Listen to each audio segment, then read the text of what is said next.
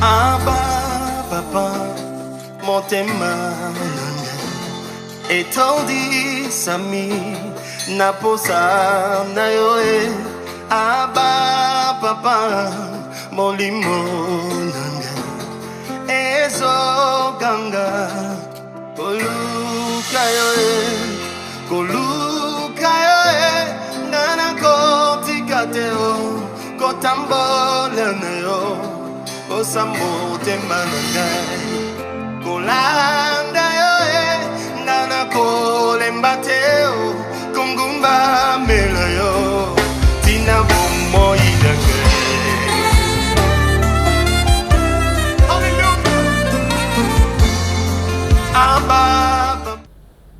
Je vous salue tous au nom du Seigneur Jésus-Christ et nous sommes dans la joie parce que le Seigneur continue à rendre ces moments disponibles. Nous voulons bénir son nom parce que nous allons continuer notre 10e partie concernant l'épreuve de la foi. Pour que nous puissions comprendre, comme nous l'avons commencé à enseigner, afin que nous revenons à la parole du Seigneur telle que Dieu attend de nous. Nous avons parlé de ces épreuves auxquelles Dieu nous garantit. Il ne peut pas nous laisser être éprouvés au-delà de notre force, avec les épreuves. Si ça dépasse notre force, le Seigneur lui-même intervient pour nous faire sortir. C'est une garantie pour que nous ne puissions pas faire naufrage à notre foi. Mais la 10e partie, nous allons parler et mettre l'accent de ce qui fait que notre foi puisse fonctionner. Notre foi puisse être ferme, notre foi puisse manifester la gloire du Seigneur. Parce que la foi n'est pas une confession. La foi dépend d'un élément important que le Seigneur a dit dans sa parole. Sans cet élément, il est impossible que la foi puisse agir. C'est de cela que nous allons parler pour que nous comprenions. Quand tu confesses aux gens que tu as la foi, il faut que tu puisses te rendre compte l'élément que le Seigneur dit dans sa parole est dans ta vie. Nous allons lire le livre de Galates, chapitre 5. Nous lisons le verset 6. Galates, chapitre 5, verset 6. Galates, chapitre 5, au verset 6, dans la version Bible, de la version Vie Nouvelle, disons au nom du Seigneur. Amen. En effet, en Jésus-Christ, ce qui a de l'importance, ce n'est ni la circoncision, ni l'incirconcision, mais seulement la foi qui agit à travers l'amour. Amen. Amen. Voyez, bien-aimés, le Seigneur dit ceci. En Jésus-Christ, ni la circoncision, ni l'incirconcision n'a de la valeur. Ce qui a de la valeur, c'est la foi qui agit par l'amour. La force de la foi, c'est l'amour. Sans amour, la foi est nulle. La foi, elle est morte. Parce que ce qui produit les œuvres dans la foi, c'est l'amour. Et c'est l'amour qui fait fonctionner la foi. Et nous savons que l'amour est éternel, comme le dit la parole. L'amour est même la personne de Dieu. La Bible dit Dieu est amour. Mais si nous n'avons pas l'amour, comment nous pouvons prétendre avoir la foi? Comment nous pouvons faire face à des épreuves? Comment nous pouvons faire face à des tribulations si nous n'avons pas l'amour en nous? Puisque l'amour est même le moteur qui fait fonctionner la foi en nous. Cette 10e partie, j'aimerais que nous puissions comprendre ces principes, la parole du Seigneur. C'est bien de confesser aux gens que tu as la foi. Mais la foi ne peut que fonctionner par l'amour. Comme nous venons de le lire, que la Bible dit, en Jésus, ni la circoncision, ni l'incirconcision a de la valeur. C'est la foi qui agit. La foi qui agit par l'amour. Donc la foi ne peut qu'agir par l'amour. Mais de quel amour Dieu parle? Pour que notre foi devienne agissante face à des épreuves. Pour que notre foi témoigne notre fidélité en Dieu. De quel amour Dieu parle? Puisque l'amour est divin. L'amour est divin, bien-aimé. Ce n'est pas un amour qui vient des pensées des hommes. Parfois, on confond beaucoup de choses. Mais c'est l'amour tel que Dieu l'a enseigné dans sa parole.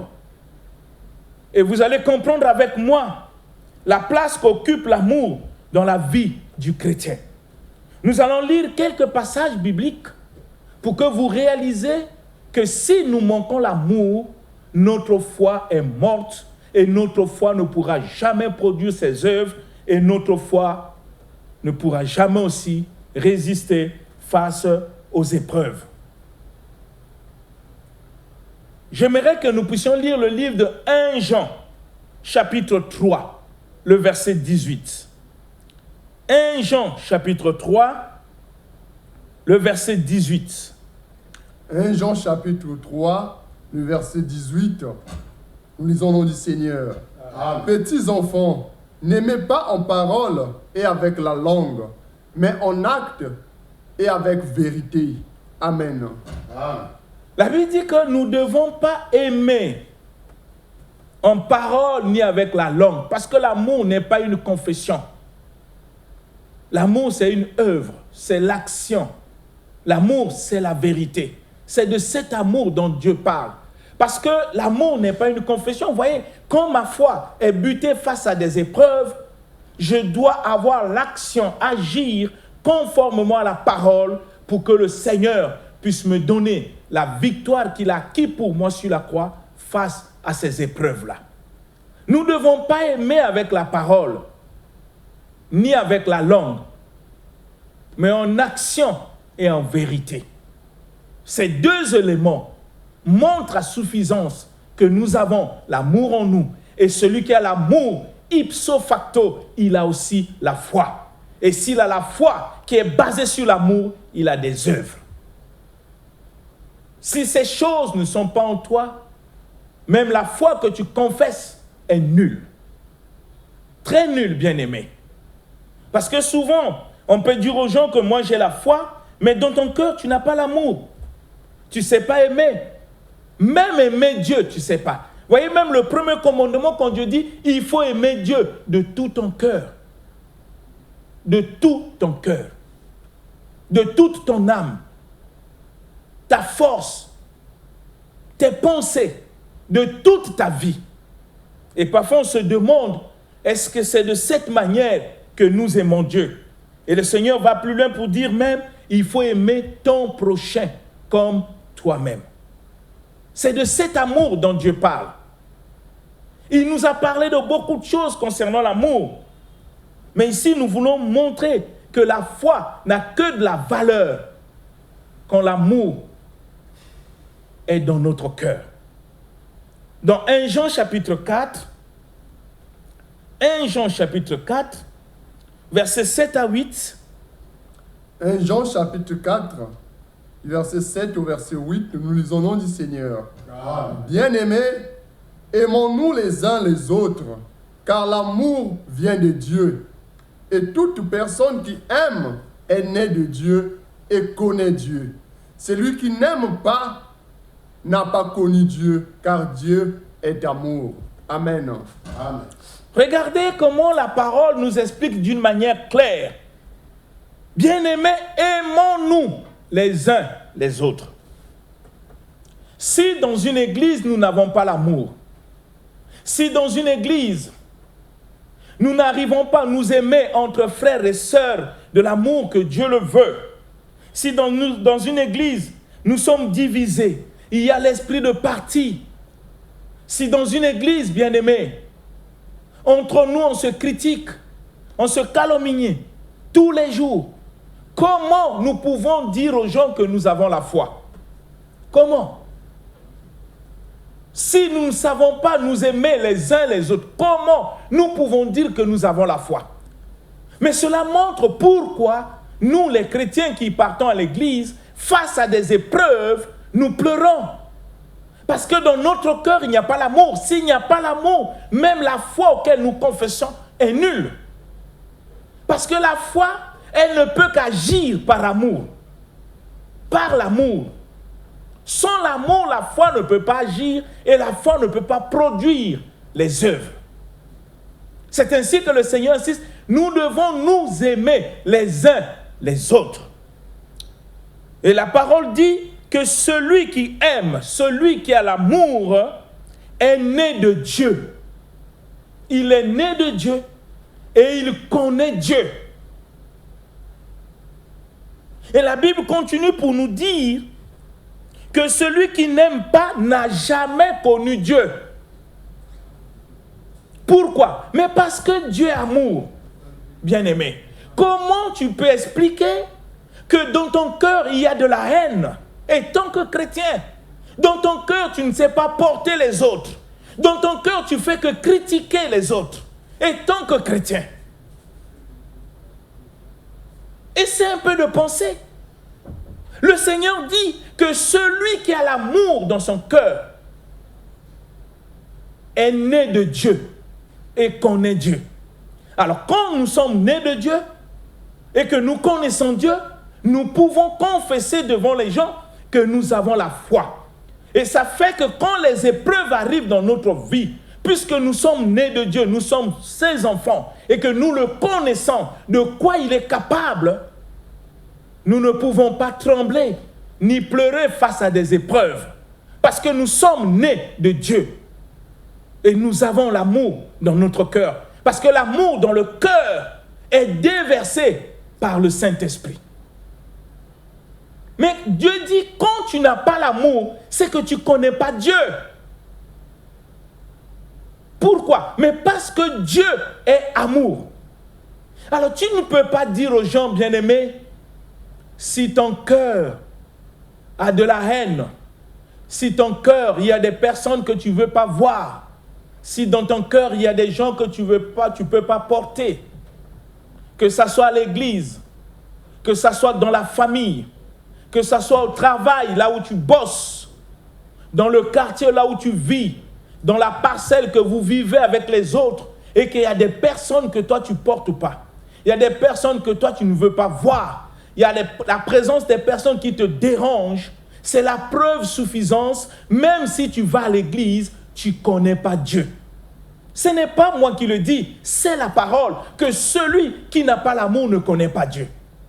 Ça veut dire, si je manque l'amour, je ne peux pas prétendre dire aux gens que j'ai la foi. C'est un mensonge. Parce que Dieu dit autre chose. Que celui qui a l'amour est né de Dieu. Dans d'autres versions, dit il est engendré par le Seigneur. Et il connaît Dieu. Que celui qui n'a pas l'amour ne connaît pas Dieu. Comment quelqu'un qui ne connaît pas Dieu peut prétendre avoir la foi? Comment? Pensez-y vous-même, bien-aimés. Et ça fait que beaucoup de chrétiens, quand ils traversent des moments difficiles, s'interrogent, je ne comprends pas. Qu'est-ce qui se passe dans ma vie? Je suis beaucoup persécuté, le diable m'attaque, Dieu m'a abandonné. Mais c'est la preuve, tu n'as pas l'amour dans ton cœur. Tu ne connais pas Dieu. Parce que si tu connais Dieu, tu auras un calme absolu. Ton cœur ne peut pas être troublé parce que tu sais à qui tu as mis ta confiance. Celui qui te révèle que rien n'est impossible à Dieu et tout est possible à celui qui croit. Donc il n'y a rien sur la terre, quelles que soient les épreuves, qui peuvent t'anéantir. Pourquoi? Parce qu'en Jésus, nous sommes plus que vainqueurs. Nous ne sommes pas des vainqueurs, nous sommes plus que vainqueurs. En Jésus-Christ. Donc vous voyez que l'amour est tellement capital. Pour tester ta foi, il faut qu'en amont, tu puisses d'abord réaliser, est-ce que dans ton cœur, tu as l'amour? Vous comprenez pourquoi, quand nous avons commencé cette émission, nous avons dit un certain nombre de choses, quand le Seigneur dit, aimez vos ennemis. Il nous excite à voir quoi? L'amour même envers ceux qui sont nos ennemis. Parce que l'amour occupe une place importante. Tu ne peux pas prétendre être chrétien et que dans ton cœur, il y a des gens que tu ne portes pas, il y a des gens que tu es en train de haïr chaque jour, que tu souhaites même leur mort, mais tu vas à l'église. C'est de la même chose que nous voyons aujourd'hui à la télé. Comment on enseigne aux gens de faire ce qu'ils ont qualifié, c'est pas c'est quelle doctrine, retour à l'envoyeur. On devient comme des criminels spirituels auxquels nous voulons voir nos ennemis mourir, tandis que l'évangile ne nous a jamais enseigné ça.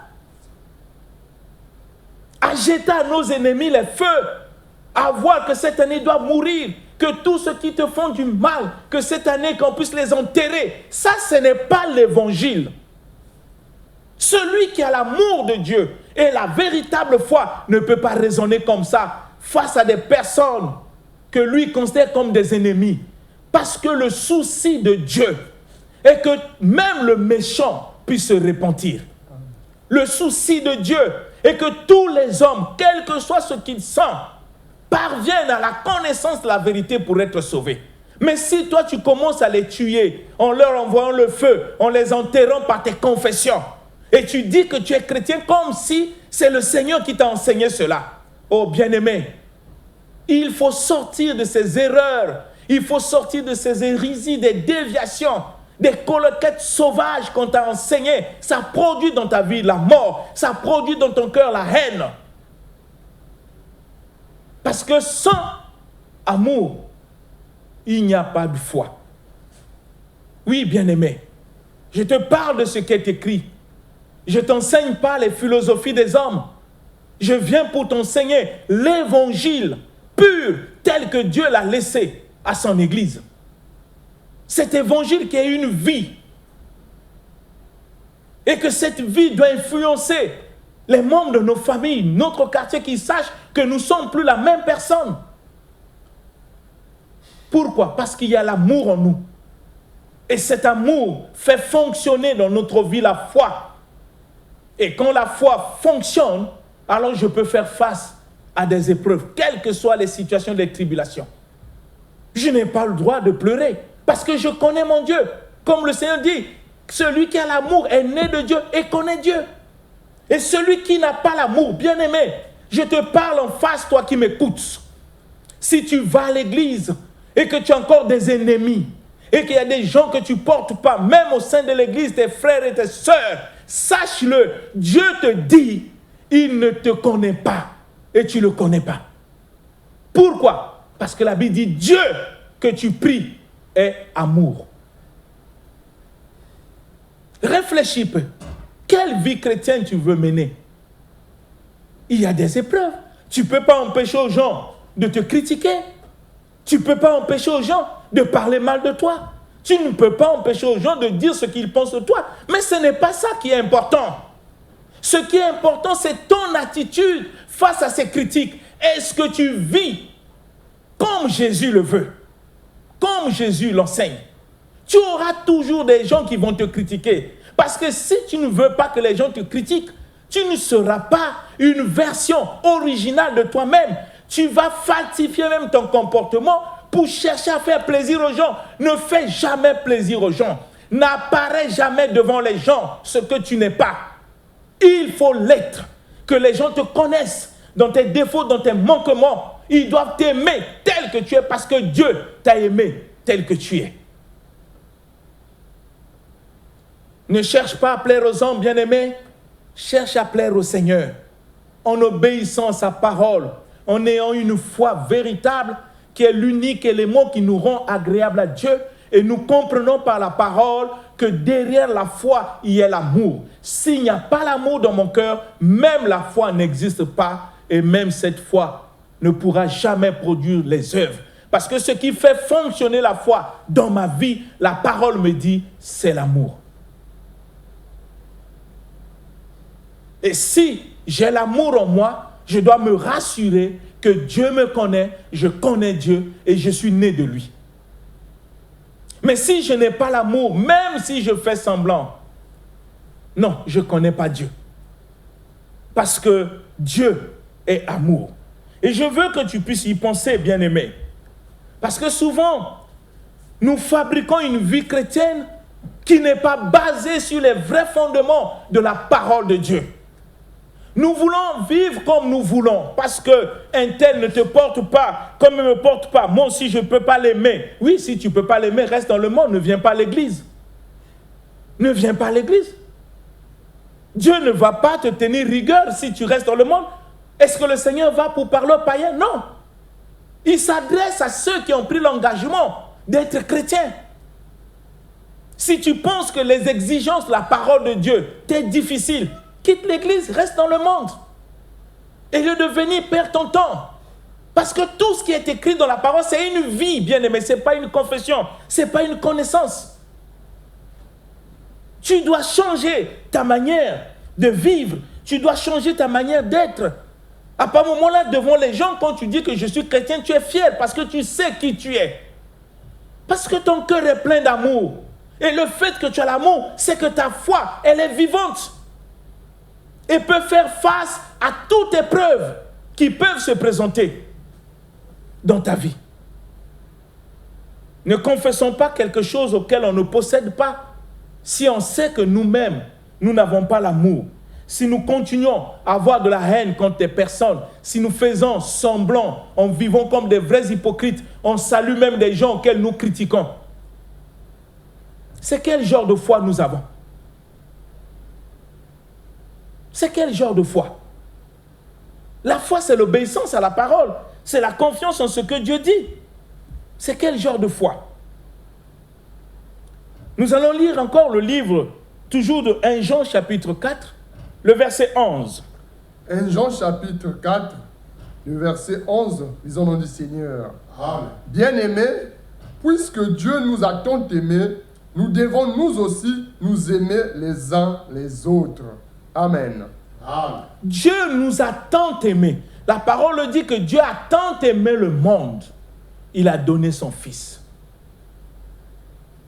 Mais le fait que nous sommes devenus chrétiens, Dieu nous rappelle cela, qu'il nous a tant aimés, nous devons aussi nous aimer les uns les autres.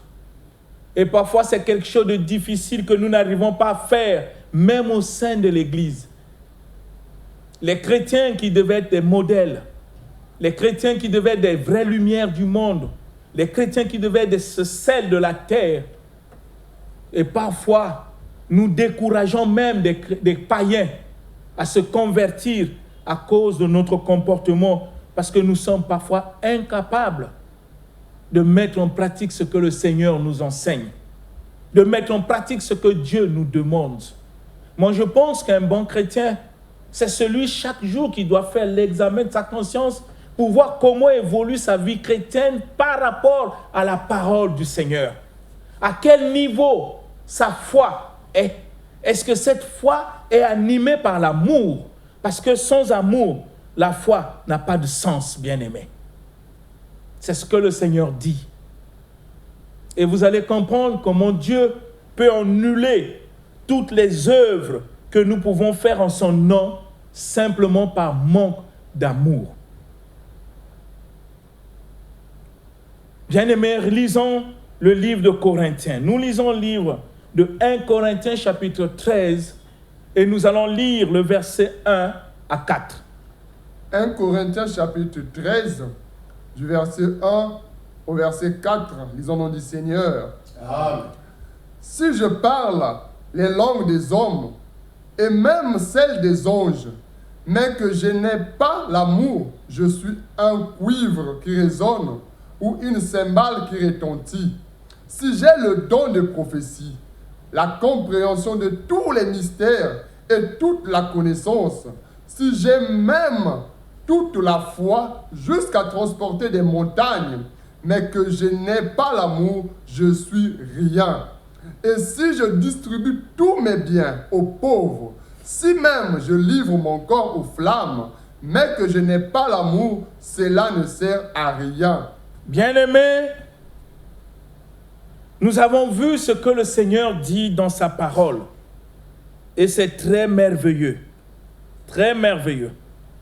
La Bible dit que si je parle toutes les langues des hommes et même des anges, mais que je n'ai pas l'amour, je deviens un cuivre qui résonne ou une cymbale qui répète fréquemment le cri « Ah là là !» Ça, c'est une version de la Bible de Jésus-Christ. Des cymbales qui résonnent. Et le Seigneur dit, et si j'ai le don de prophétie et que j'ai la connaissance de tous les mystères et la connaissance de toutes choses,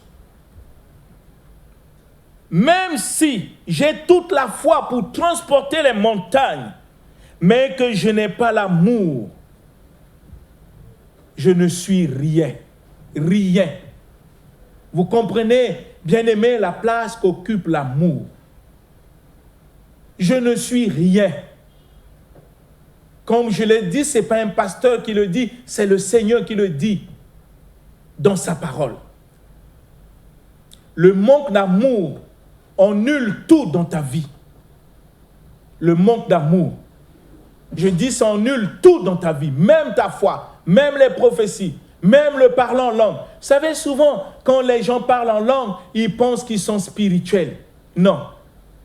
Je sais qu'au cours de cette émission, nous allons enseigner sur le parler en langue.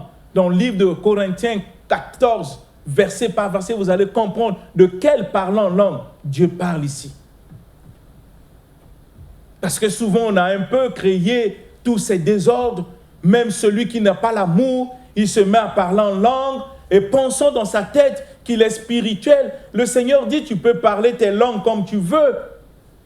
Tu peux prophétiser comme tu veux. Mais si dans ton cœur, il n'y a pas l'amour, cela ne te sert de rien. C'est un perdant. Tes parler en langue, tes prophéties, ta foi auquel tu fais les démonstrations, si tu n'as pas l'amour dans ton cœur, cela ne te sert de rien. Ça dit que devant Dieu, tu es rien. Tu ne le connais pas. Il ne te connaît pas. J'aimerais que tu puisses penser, bien-aimé. Tu puisses réfléchir que la foi véritable dans la vie d'un chrétien est basée sur l'amour. Et l'amour dans le cœur d'un chrétien vient par le Saint-Esprit. Parce que la parole dit que celui qui n'a pas l'Esprit de Dieu ne lui appartient pas. Si ces choses ne sont pas en nous, mais nous ne pouvons pas vaincre les épreuves. Face à des épreuves, nous allons que pleurer. Parce que nous ne connaissons pas Dieu. Les autres ont connu Dieu comme les Daniel. Ils ont vu Dieu à l'œuvre parce qu'ils n'avaient pas peur, parce qu'ils ne connaissaient pas Dieu. Ils connaissaient Dieu plutôt. Oui, bien-aimé, essaie de penser. Est-ce que tu as l'amour véritable dans ton cœur? Pas l'amour qui fait semblant, pas l'amour qui conditionne les autres. Non, l'amour véritable, comme Dieu t'a aimé. Est-ce que tu aimes les autres comme toi-même et comme Christ t'a aimé? Avant de dire aux gens que tu as la foi, je veux que tu puisses réfléchir, que tu puisses t'examiner toi-même si réellement l'amour que Dieu enseigne est ta vie.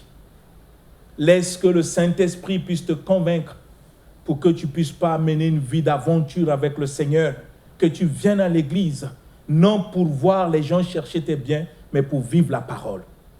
Dieu, que je prie, puisse te bénir et te convaincre pour qu'il change ta vie, parce que la parole est faite pour ça. Que la grâce du Seigneur soit sur vous. Que Dieu vous bénisse. Amen.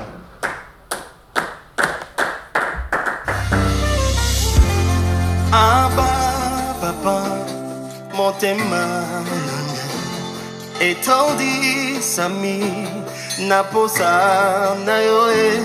Abba, papa, molimo nanga ezo ganga oluka yoe.